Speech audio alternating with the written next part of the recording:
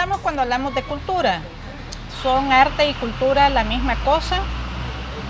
¿En qué sentido afecta a la ciudadanía que un Estado o un gobierno inviertan en cultura? ¿Cómo nos afecta eso a usted y a mí?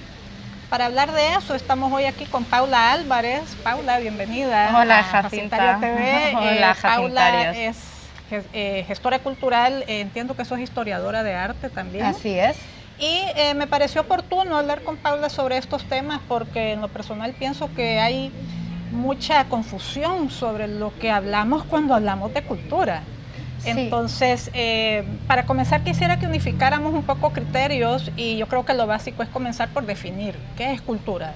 Supongo que hay muchas teorías y muchos conceptos y muchos académicos que lo han estudiado, pero ¿cuál es el concepto que a vos te parece más que abarca o que puede explicar mejor lo que es cultura?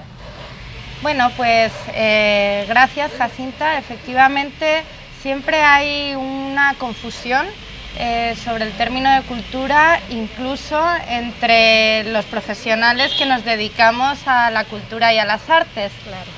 Además, casi nunca hablamos o teorizamos en las conversaciones cotidianas sobre lo que es y lo que no es cultura. Exacto. Porque es tan inherente a nosotros que no necesitamos cuestionárnoslo o explicarlo, verbalizarlo. Como tú decías, hay muchos teóricos y teóricas que han conceptualizado sobre el tema y parece que hay un consenso que es una construcción, ¿no? Okay. Que es un término cambiante, que se construye y que va teniendo unos u otros significados, ampliándose, reduciéndose, conforme la cultura que se plantee esta cuestión. Okay. Pero, en resumidas cuentas, una definición que a mí me parece muy sencilla es que la cultura son todos aquellos valores, aquellos principios, aquellas costumbres que caracteriza a una sociedad, a un grupo humano que se autoidentifica como tal. Entonces, la cultura está muy ligada a la identidad, está muy ligada al territorio, el paisaje, los recursos de un mismo entorno condicionan cómo somos y cómo nos expresamos, ¿no? Okay. Y el lenguaje también configura los pensamientos y configura las emociones. Entonces, al final, cultura es un término muy cercano a educación o a comunicación, en el sentido de que la cultura es transmitida de una generación a otra.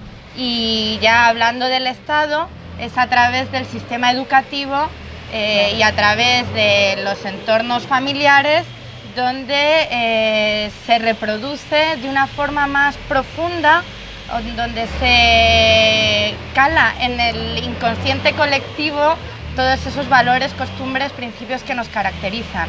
Y ya en el siglo XX, con el boom de la comunicación masiva, de los medios de comunicación, del cine, de la publicidad, digamos que estos han sido los otros grandes actores que median las relaciones culturales. Ok. Todo esto traducido en forma práctica para que la gente lo comprenda mejor. ¿Cómo se refleja en nuestras actividades? Vos mencionabas, tiene que ver con el territorio, tiene que ver con el lenguaje, tiene que ver con la educación, con la familia, prácticamente atraviesa toda nuestra actividad como seres humanos. Así es. Pero a nivel práctico, ¿qué también es cultura? Bueno, pues para digamos, precisamente porque me quisiera desligar esa confusión que hay, que vos misma lo has dicho, realmente ni entre nosotros, los gestores culturales o los trabajadores de cultura, nos sentamos a platicar estas cosas. Entonces, pero para alguien que ni siquiera tiene que ver en este mundo, ¿qué es cultura? En sus actividades. En sus actividades. Mira, te puedo poner un ejemplo desde mi subjetividad, claro, desde lo que yo soy. Yo soy española y ya medio salvadoreña, llevo 8 años viviendo acá. Y puedo reconocer que mi cultura española es una cultura que está arraigada, por ejemplo, en una construcción del núcleo familiar muy fuerte, y esto viene del catolicismo. La religión definitivamente nos ha trasvasado muchos valores. Es una cultura que se reúne en torno a la comida, la sociabilidad, los temas de conversación, compartir con el otro.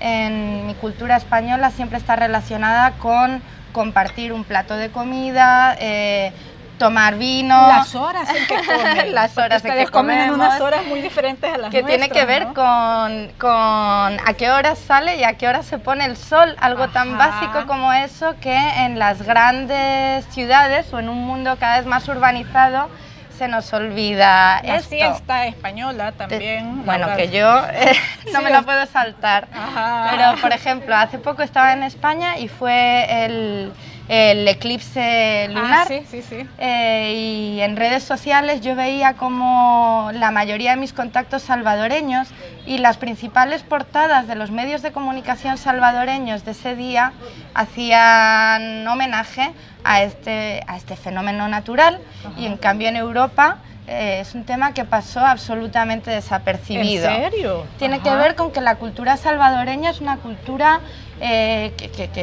bueno, pues precisamente por las tradiciones mayas, ¿no? Está claro, íntimamente ligada a tener una relación muy espiritual con la naturaleza, sí, y también a observarla más. A observarla, a depender de su tranquilidad o intranquilidad, claro, a que realmente te determina tus condiciones de vida, ¿no? Claro, claro. No sé si son ejemplos muy válidos. Aquí, por ejemplo, las familias son más desestructuradas, casi todo el mundo tiene familiares en Estados Unidos y entonces esto hace que, por ejemplo, pues, bueno, la dificultad del transporte en el país y en la ciudad hace que comas de usar y tirar, comas en la calle. Tu alimentación no pueda ser equilibrada porque no tienes pisto ni tiempo para cocinar rico, ajá, y sano, porque tienes que trabajar en 1000 cosas a la vez, y todo eso configura la cultura de un lugar, ¿no? Ok.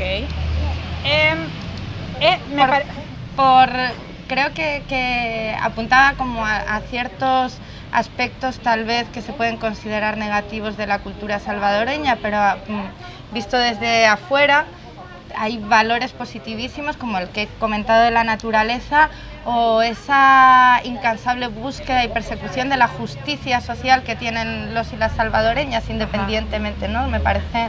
Y muchas veces también esos aspectos culturales pueden tomarse, en cada extremo hay o en cada planteamiento hay una cuestión positiva y negativa del mismo aspecto, ¿no? En ese sentido, por esto que estás diciendo y volviendo a subrayar el asunto de que la cultura es transversal, es decir, ningún ser humano que esté vivo no tiene cultura, todos somos seres culturales. Entonces, partiendo de esto, es sorprendente el nivel de desprecio y de subestimación que tenemos como sociedad cuando hablamos del tema cultura. Y esto sobre todo lo vemos reflejado justamente en nuestros países donde hay una serie de problemas prioritarios, la violencia, la economía, también cuando nos azota algún fenómeno natural, en fin, hay una serie de problemas que siempre estamos tratando de resolver, que son urgentes para la sociedad, y todo lo cultural se relega a último plano. Por ejemplo, si hay una emergencia nacional, el gobierno lo primero que hace es cortar fondos de cultura para aplicar esos fondos a las emergencias nacionales. ¿Por qué o cómo, por qué existe esta subestimación de la cultura? ¿Y por qué, que incluso no es solo a nivel de la sociedad del ciudadano común, es algo que ocurre incluso a nivel estatal, a nivel gubernamental, a nivel de la casta política? Hay siempre una subestimación, un prejuicio, un desprecio sobre la cultura que siempre está en último grado, en último nivel de importancia. ¿Por qué crees que se da este fenómeno? Bueno, también dicen que la cultura pone en conflicto, es una lucha de sentidos por el control del poder. Ajá. Y hablo de poder porque, claro, porque definitivamente el sistema democrático y el capitalismo global en el que vivimos, que impone unos valores, unos principios, una cultura capitalista, no le interesa que la gente tenga la libertad. Cultura es libertad de autodeterminarse como cada quien quiera también. No le interesa a un ciudadano o ciudadana librepensador, que pueda tomar decisiones autónomas. Siempre existe este paternalismo estatal y falta una construcción de la política muy vertical, autoritaria. Esto está cambiando. Bueno, unos dicen que están cambiando y otros dicen que se radicalizan mucho más las posiciones, pero definitivamente no es algo exclusivo de El Salvador la falta de inversión en cultura. Esto ocurre en España. Sí. Solo el 0,2% del presupuesto general de la nación está dedicado a cultura. ¿A dónde? ¿En España? En España, perdón. Okay. En El Salvador creo que no llega al 0,1%. Creo que cuando la UNESCO sugiere que debería de ser 1% del PIB. Bueno, no sé si el dato o incluso si esa cantidad fuera la más adecuada para invertir en cultura por parte de un Estado, pero esa es la recomendación de la UNESCO, ¿no? No sé quién la cumple, pero desde luego, quizá Finlandia, Noruega. Desde luego es insuficiente en general la inversión que se hace en cultura y en artes, que es distinto.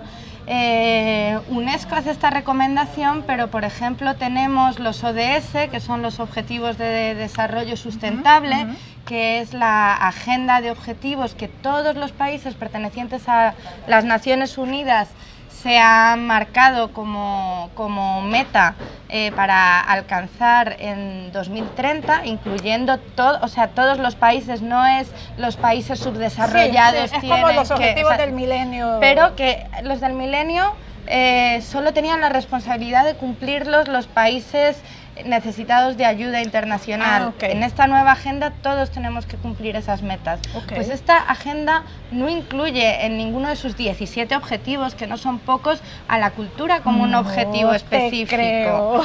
No me daba cuenta. Siempre todos los planes de gobiernos en general consideran lo que tú comentabas antes, que la cultura, como es transversal, tiene que ser un eje transversal, pero al transversalizar algo tan genuinamente humano, se diluye. Exacto. ¿No? Y este es un problema en las políticas públicas de cultura de la mayoría de los países del mundo, porque responden a la macropolítica que Naciones Unidas, de la que todos somos parte, pues nos ha impuesto, entre comillas. Claro. Entonces, imagínate, no hay metas específicas para lo cultural, entonces los países tampoco se las ponen, y como no es un tema que es demandado constantemente por la ciudadanía, claro. No existe esa presión como otros temas que tienen que ver normalmente con el consumo. Si sube la gasolina, tienes a la gente haciendo ruido porque le afecta a su bolsillo. Sí, nos afecta a todos de alguna manera. No somos conscientes de lo que nos perdemos si nos quitan nuestro derecho humano, porque es un derecho humano a la cultura, por ejemplo. ¿Qué nos quitan? Concretamente, ¿qué nos quitan? Bueno, nos quitan libertad. ¿Pero en qué sentido? Libertad es un concepto muy etéreo. Bueno, si... ¿Qué nos quitan? ¿Libertad de creación artística? ¿Libertad de movernos? ¿Qué tipo de libertad nos quitan? Libertad de pensamiento, libertad de desarrollo de sentido crítico. Es que eso es lo que me parece más... Y por tanto somos mucho más fácilmente manipulables. Nos dejan situarnos en el plano de las creencias en vez de la objetividad o el método científico o del análisis sobre hechos, el diálogo.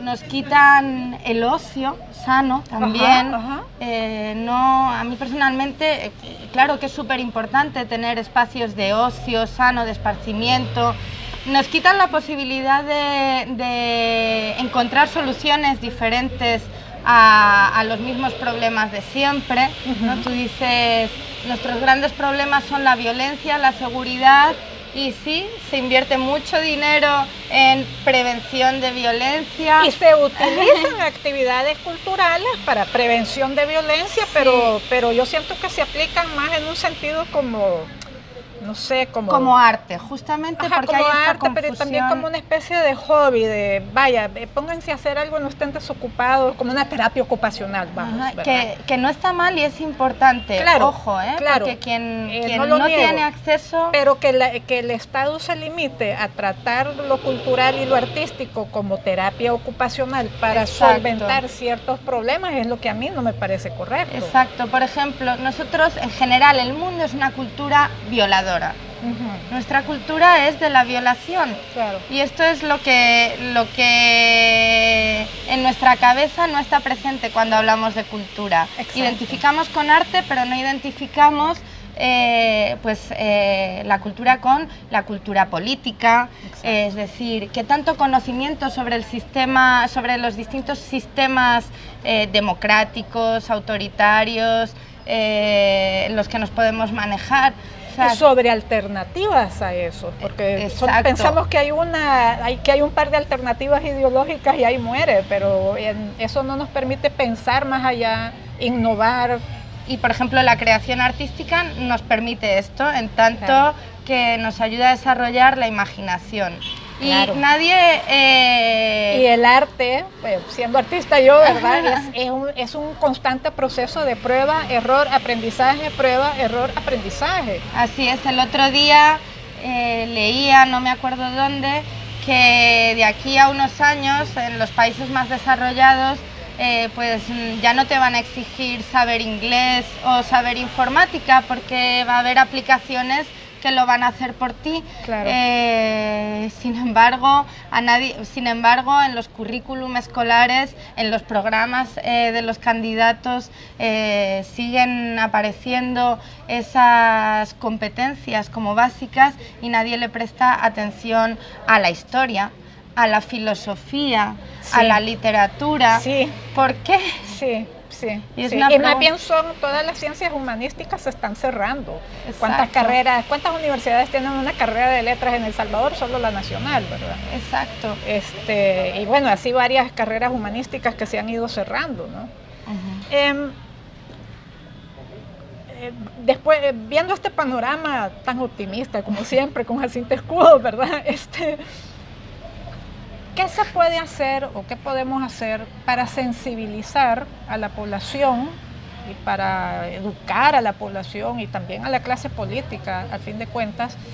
¿Cómo podemos sensibilizar a los demás sobre la importancia y la necesidad de invertir en cultura y de trabajar en cultura, pero realmente con ganas, pues, o sea, con un sustento, con una base detrás, que no sea nada más terapia ocupacional o que se comprenda o confunda nada más con arte?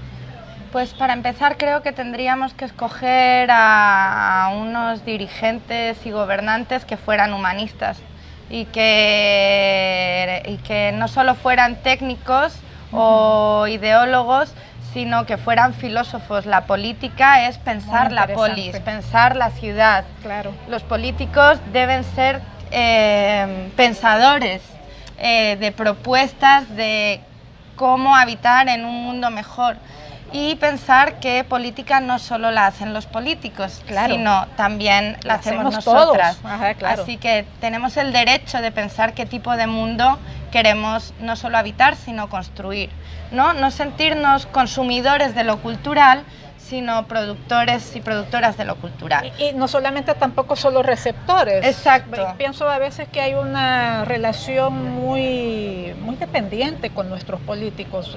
Tratamos de pensar, no, es que los políticos son los que van a solucionar, pero ¿y qué hacemos nosotros como ciudadanos? Nosotros también tenemos capacidad de pensar, de imaginar, tenemos propuestas que hacer y no sabemos muchas veces a dónde canalizarlas. Ajá, así es.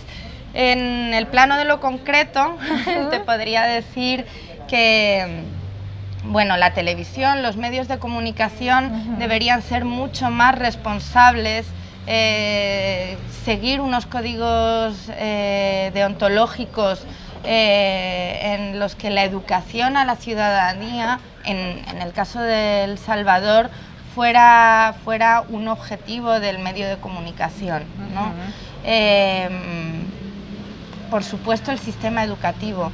Mira, entre los profesionales de la cultura y las artes hay una demanda desde hace muchos años que es que la educación artística se integre definitivamente desde infantil hasta universidad en todo el sistema educativo.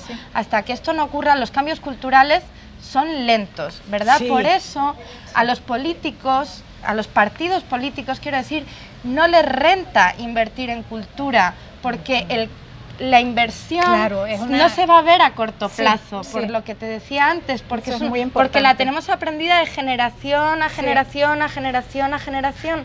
Nosotros en España se acabó el franquismo en el año 75 y todavía no somos una sociedad, también porque somos una sociedad demográficamente mucho más vieja. Hemos conseguido superar esa cultura nacional catolicista, ¿no?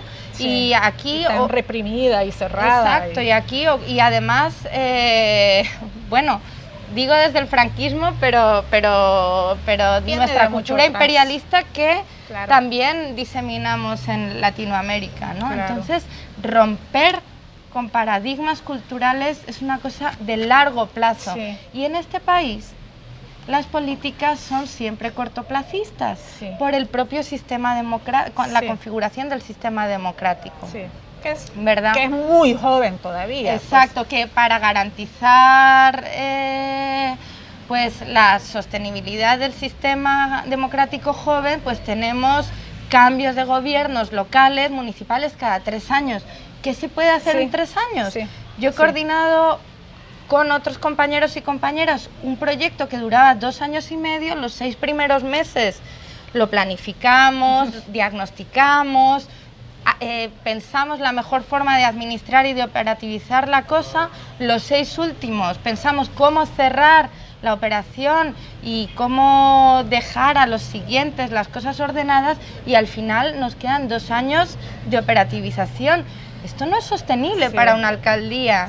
Tomando en consideración esto que estás hablando de que puede tomar generaciones para que podamos hacer estos cambios culturales que se necesitan, ¿qué te parece a vos que sería esa sociedad ideal cultural, ese estado ideal de la cultura al que deberíamos de aspirar? No solo aquí en El Salvador, en todas partes, porque es un problema común en muchos lugares, aunque hay países que obviamente están mucho mejor que otros, pues, pero ¿cuál sería esa sociedad ideal donde la cultura sea un actor importante? Yo creo que estamos empezando a ver cambios culturales a nivel global.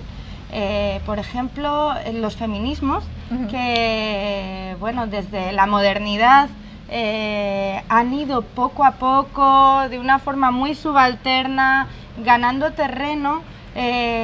Cada vez hay más y más y más y más personas identificadas con los planteamientos feministas, ¿no? Que no tienen que ver solo con la equidad de las mujeres, sino con la equidad étnica, con la injusticia social, ¿no? Con acabar con la injusticia social. Y yo creo que esto ya ha explotado y que tengo la esperanza de que mis hijas, si las tengo alguna vez, vivan de una forma mucho más libre, con menos riesgos, tengan más oportunidades y tengan un lugar en la historia en mayúsculas, sobre todo porque sean ellas las que la van a escribir. Lo mismo con la ecología. Creo que desde los 60 los movimientos ecologistas se han ido fortaleciendo en todo el mundo.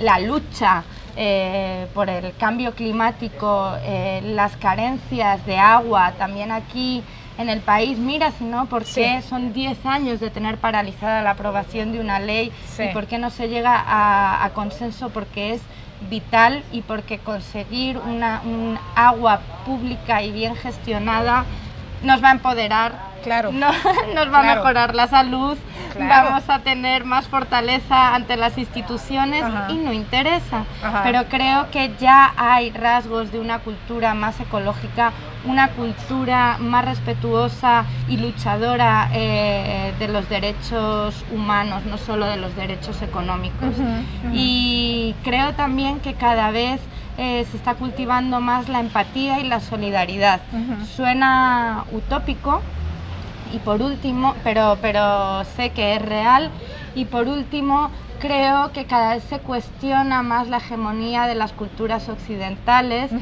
y las culturas no occidentales, las Ujú. culturas afrodescendientes, las culturas latinas, van acumulando poder Ujú. y van creando su propia narrativa, y esto en algún momento también se va a dejar sentir por las próximas generaciones. Bueno, Paula, muchas gracias por esta plática, que espero no sea la última. Quedan un par de cosas que me gustaría también platicar. Por ejemplo, deben ser las actividades culturales gratuitas, que es un tema que también tengo ahí pendiente yo, y quizás nos echamos otro par de videos para hablar de eso y de otros temas referentes al mundo cultural.